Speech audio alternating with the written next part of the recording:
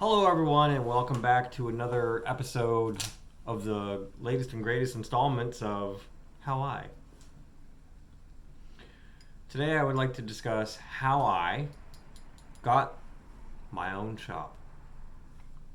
Something a lot of technicians and mechanics would probably dream for. Staying up late at night, thinking to themselves, one day I'll have my own shop and I can run my own business.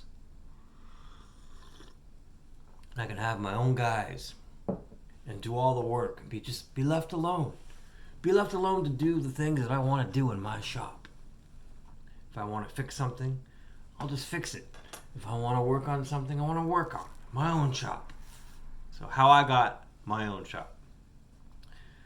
The shop that I'm in right now that I'm recording this in is huge. There are 3 garage doors. I could pull in 3 vehicles, possibly 4, if I put one up on the hoist, maybe even get a 5th one underneath the other one. So I could probably pull in 5 vehicles if I was pressed. My parking space outside could probably fit about maybe 30 cars, 30 or 40 vehicles outside, easy. And then we have the rental house next door, which is a duplex, currently empty. We've decided to do some renovations and change up our approach to being landlords in that unit, in the units. So currently it is empty. Outside of that, it has been rented for the last 4 years straight. So it's been a bit of a pause for me too. But how did all this happen? How did we get here? How did it happen?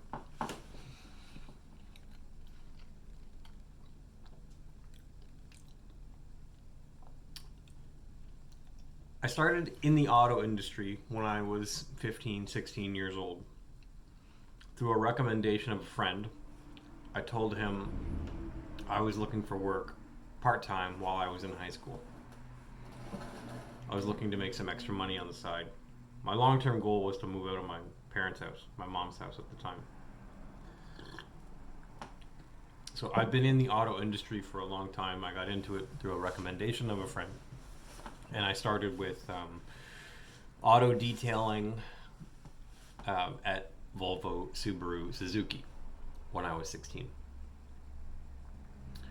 And through that first job, I met my adopted dad. He met me there, and he was operating a business as a detailing shop, car detailing shop. So I didn't have to give anybody any work. I could have done it all myself, but when I became the new car department detail shop manager, I started giving work to these Pakistani guys. And these Pakistani guys are now my adopted Muslim family. So how little decisions affect your entire life, to me it wasn't a big deal. They did great work and they were prompt and affordable. So that was when I was 16, which was a long time ago, 26 years ago. So turn the clocks back to 2018 now. In 2018, 2017, 2018, I was working in the GTA as a technician. And I have most of the certificates on my wall from that time of being a certified technician around the GTA, working in a specialized niche area of electronics and motors for auto scrubbers, floor machines, things like that. Working in hospitals, working in schools, working in warehouses on the regular around the GTA. You name the hospital or the school, I was probably in it. Working for big name cleaning companies and working alongside major hospitals to make sure that their cleaning equipment is working properly. So I was working in the GTA. I had left working for my adopted dad's businesses because of something that happened where some of you might know. I went vegan in 2013, and at the time we had just got into the restaurant industry, and which is a long way away from when I met my adopted dad, um, being a car detailing company, right? A long way away from that. All these years later, now he wants to get into the restaurant industry. So I went vegan in 2013. It changed everything for me, and I realized I didn't want to manage or be inside of these restaurants that we have every day, because it was causing me some mental health issues, basically, being a vegan. It was a massive conflict of interest. So I started working with a friend who was in this field of being a technician. So here we are, 5 years solid working in the GTA. And one day, my adopted dad says to me, I have something to show you. So I said, sure, let's meet. We met. We met here at this shop, and there was a for sale sign out front. Now I said, what's your new idea? Are you gonna build a restaurant here? What's going on here? I know the area here very well because I grew up down the street. I can see the house from where I'm sitting right now. I can see the house that my mom had rented for a while. I have some history in this area in the sense that I have memories of using the payphone across the road and going to the corner store when I was like 9, 10 years old. So I have a lot of memories of this area. I had a paper route up and down here when I was a kid at one point. I knew this shop being the old mechanic shop. And I guess the story was that the mechanic just wanted to retire. Good guy. He's a well-known guy in town, and he just wanted to retire and sell his shop and make some money. At the time, I think his wife was ill, but that he wanted to retire. His wife has since passed away. But anyway, every guy has a right to retire. So he was selling the shop, and my dad had saw that it was for sale. So I said to my dad, I've told this story a couple times, but I'll tell you guys because you might not know how I wound up with this shop. My dad said, what do you think? And I said, this is a cool shop. Somebody would really love it. What do you plan on doing with it? And he said, well, I'm not gonna do anything with it unless you're with me. What do you think? And I said, this is crazy. You've been over on the other end of town in a nice strip mall for 20 years since when I met him. Why don't you just stay there? It's a nice strip mall, you know the owners. And he said, well, this is an upgrade. We get the house next door to rent in the off season to supplement some income. So much parking. Never have a parking issue again. It was tight on the other spot.